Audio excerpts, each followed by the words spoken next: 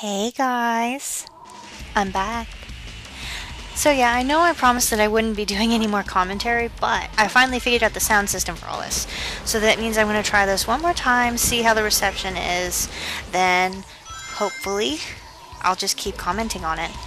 I figured out how to make it so that you guys can still hear the wonderful music in the background and listen to the characters talking, but still hear my beautiful voice while it's all going down. So hopefully it'll be a nice little exchange. And I promise, I'll try not to sing when the music comes on, when the good music comes on.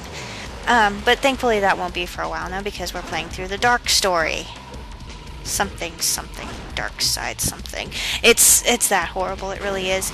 The dark side never really appealed to me in this sense. I mean, yes, it's always fun to be the asshole of the game when you can't be an asshole in real life because it's not going to really get you anywhere. But being an asshole in video games, there's no repercussions. Yes, there's a couple little consequences here and there, but you can just restart the game and you can do it however you would normally do it. And it makes the game more fun. And sometimes if you're a total and complete and utter asshole, it makes things so much more fun. But here's the thing, you don't really get that moral choice system. You have to play through both sides of the story here, and the reason why I'm playing through the dark side story first is because the stages suck and the music sucks. Except for this particular stage, all of them suck. I'm sorry, I hate Rouge's stages, I hate Eggman's stages, and Shadow stages are okay. I love this particular one, mostly because it's reminiscent of Tails' last stage from Sonic Adventure 1. But here's the big but. The rest of them pretty much aren't that fun, and they tend to be a bit hard to figure out later on in the story. And I just hate the music. I mean, Rouge's gets a little bit better once you get past that first thing. That first chit-chin-chin, or whatever the hell that is. Oh my god, and then Shadow's theme. It's so horrible. I mean, he's supposed to be the badass character. He is supposed to be the badass character. I mean, consider how he came out of the friggin' cryogenic sleep after 50 years. People don't wake up like that after 50 years. After less than like a year in a coma, they come out, they're groggy, they're biting, they don't know who they are, they can barely talk, they need therapy for years to come. Shadow comes out, arms crossed, smirk on his face, ready to kick some ass. All he's missing is a gun.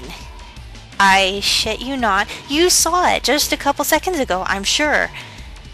So then he opens his mouth, and his theme song comes on, and you're like, oh, no. And that's when you realize, yes, he's a teenage little boy. That's when the sex appeal goes away. That's when the Sonic team goes, aha, you thought. You thought he would be sexy. You thought he would be cool. You thought he would be totally badass. But no, he has a flaw, and the flaw is that he's so emo and broken and puppy worthy or whatever the heck that is. It's annoying. It is. And I hate that about him. And I think that's the only thing that 4Kids got better about him is his voice. Everyone's voices sucked except Shadow's and Eggman's after the fact. Those are the only two that got better. And it's sad that Sonic Team couldn't get it right the first time. Seriously. Anyway, more ranting as soon as this is gone. At least once the cutscene's over.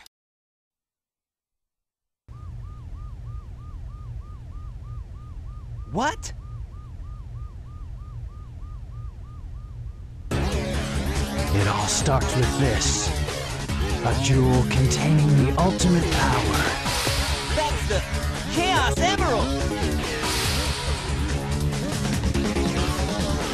Now I know what's going on. The military has mistaken me for the likes of you. So, where do you think you're going with that emerald? Say something, you fake hedgehog! Chaos Control!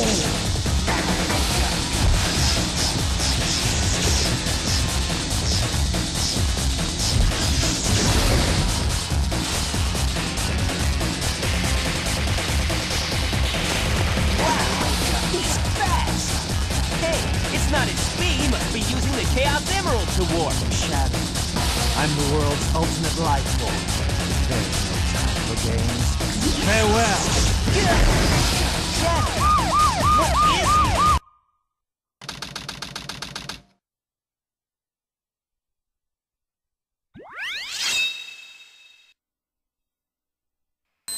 This is Rouge. I've located Eggman's base and will proceed to enter it now.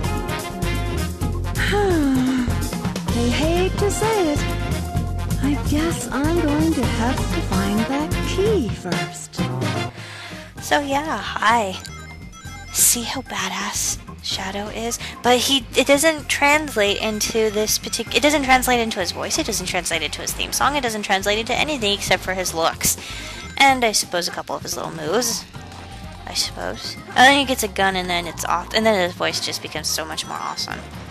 I'm not sure if it changed after Sonic Heroes, actually. I have to play through it again just to be sure. I might do a Let's Play of that too, just because I'm bored. I don't know. Anyway, so another little thing I really do hate about the dark side, besides the music and Shadow's demandment, just his puberty, I guess. I'll just call it his puberty, because he does get better as time goes on. He really does. Anyway, what I hate about this particular one is the friggin' hunting stages. That's literally what they call them in the manual, the hunting stages. You're not hunting anything, you're looking for lost keys. You friggin' lost your car keys. Go find them. Go complete the mission. Have you ever heard of pock licking? No.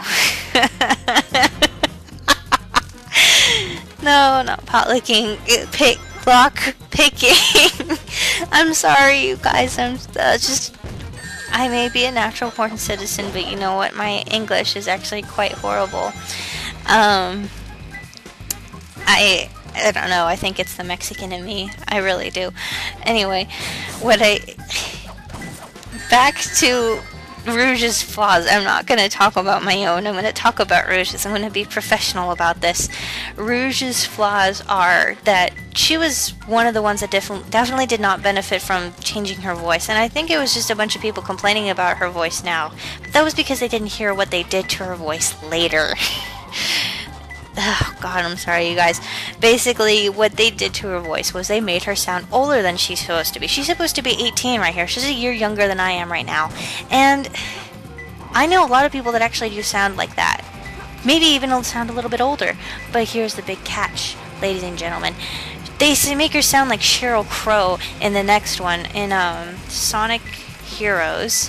And then after that, after 4Kids gets a hold of everything, she starts to sound like a 35-year-old smoker. Just listen to her. It's horrible. I mean, yeah, at first I thought it was actually an improvement, but then I went back to this and I realized, oh my god, she really does sound 18 years old. So, so while they destroyed Shadow's voice in this game, they set the example with hers. Excuse me, I don't really know why they got rid of her voice. It's kind of sad. And then there's this whole radar thing when hunting down the keys. You're looking for your keys. Oh no. Like I said, it's the radar. Oh, and then Omochow's here bothering you about where you are. She's a bat. She already... And then these clues that you get, they're just retarded. They don't say anything until you get the last one, and every time you use them, you lose points. So I finally got infuriated with this one, and I went on to something that would actually get me an A rank, so... Right, I forgot that the bot comes through that way. They always have a very set path in this whole game. Anyway, so I was ranting about Shadow earlier.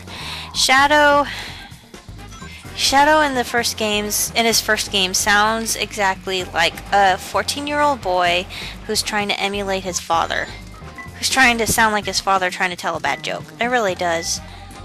And he's supposed to sound pathetic because, oh no, he lost his best friend when she was, what, I don't know how old, 50 years ago. And he's not crying about it when he first gets out of the freezing.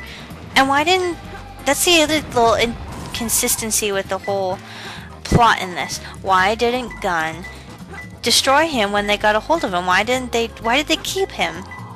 That tends to be a very big flaw with some governments. It's that they have some big weapon that they've kept secret for hundreds of years, wondering if they could use it, when to just avoid the discrepancy in the first place is to just destroy it. But I guess then again there would be no plot, so whatever. And then we get Shadow, and we get to see him build and improve, and then finally grow into his whole badassery, I suppose, in Sonic 06. I don't know. I didn't really care for his badassery in Sonic 06. just because he just sounded really boring. He sounded like Horatio Kane from CSI Miami. He really did, without the sunglasses.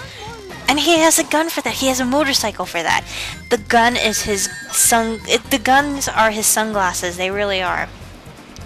And it's just, I mean, but then again, that's really what you count on Shadow for, is being emo, which he's not anymore, thank God. But once his video game came out, then everyone pretty much stopped pairing him with other people and started pairing them with themselves. You notice that that's how the Shad Amy shippers were born. That's how the Shadou shippers were born. That's how the Sonato shippers were born. But there were very few fanfictions back then about people pairing themselves up with Shadow. It wasn't until they got his new voice and got a nice little motorcycle that people started really pairing themselves up with him, because nobody wanted to be with him. They wanted to pair him up with somebody else. I am part of the Shad Amy shippers, by the way, and I wasn't really a Shad Amy shipper. I was a Son Amy shipper until I saw the scene between Sonic and between Amy and Shadow the first time. I actually came up with a couple fanfiction, but I don't really write fanfiction anymore. Da da da da. Sorry, that last part, it really is like the Final Fantasy ending and victory theme for me. Yeah, whatever, I guess it was perfect. Anyway, so there's another little cutscene coming up, so, and that's the end of the episode, so I'll see you guys later. Bye.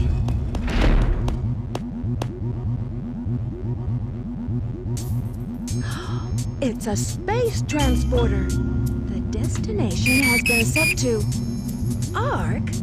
Wasn't that space colony shut down over 50 years ago? What's he doing up there anyway? Doesn't matter.